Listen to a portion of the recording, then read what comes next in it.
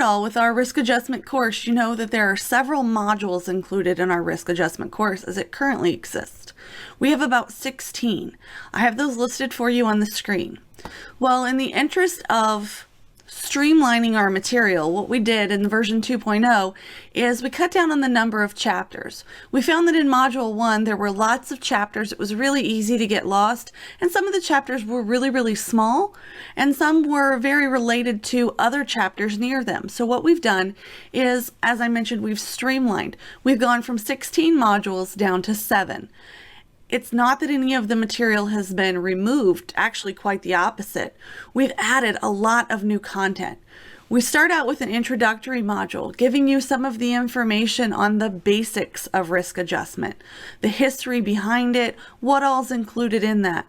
We then roll into risk adjustment models and talk about what plans are considered risk adjustment and how do they vary from carrier to carrier and even payer type to payer type. Then we get into coding for risk adjustment. This is by far the meatiest module that we have. And there's a couple of asterisks next to it because there's a lot of bonus material that we include in this particular piece of it. Because we know that the coding for risk adjustment is the key. That's the key to getting the right payment. That's the key to the correct documentation. All of those different pieces fall in there. Then we have a module all about risk adjustment audits, what those look like, what's the difference between a RADV audit and other types of audits, what's a prospective versus a retrospective audit, what is concurrent review. We go through all of the different audit types as well as the important dates related to those audit types. Then we get into documentation improvement and communication. How do you improve the existing documentation? What conversations do you need to have with your physicians? And what's the best way to communicate with your physicians? We keep in mind that most risk adjustment coders may or may not be working for a physician. There's a lot of different roles that you play as a risk adjustment coder. And if you don't have the ability to provide feedback to the physician, that can be a problem. If you're working from the payer side of things, you have no communication with the physician. But if you're working in a physician's office, or oftentimes if you're working for a third-party administrator, you may have access to the physician either in face-to-face conversations or through written queries. Both of those are key methods for communicating with your provider any documentation deficiencies that you may observe. And we spend a lot of time talking about how to improve the documentation and educate your providers. Then we start to talk a little bit about quality care impacts, not just HEDIS and STAR, but there are a lot of other quality measures involved as well. Things like meaningful use and OASIS, and all of the different pieces that we see our coding affecting from a payment perspective. In the last module, we do something new.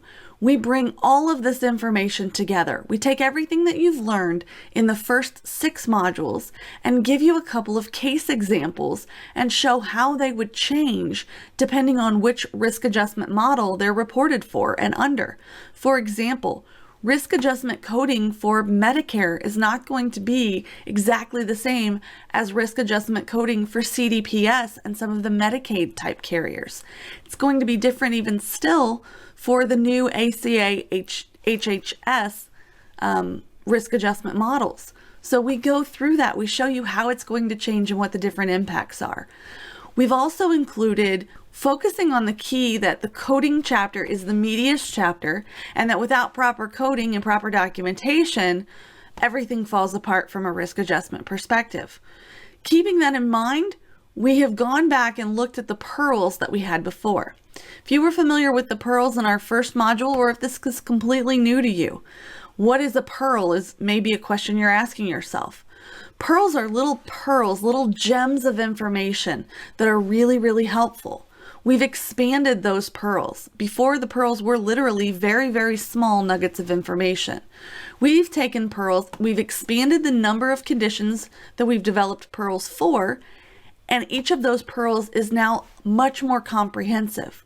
We define each condition for you. We talk about common symptoms, common manifestations, things that it can evolve into, proper coding and how to look up the codes for each of these conditions, as well as if there is any coding clinic or relevant article information out there for advice on how to use these codes that may impact your code selection or the documentation needed. We've expanded this area tremendously. You'll see before we had about 7 pearls. In the new program, we have well over 25 pearls, and we continue to add to those as the content goes on. So we've really done a lot in this version 2.0. Increasing the amount of contents that's there, streamlining it, making it a little easier to understand, and giving you a lot more examples to practice with. So I hope that you'll join us for version 2.0 and check out our course. Happy coding!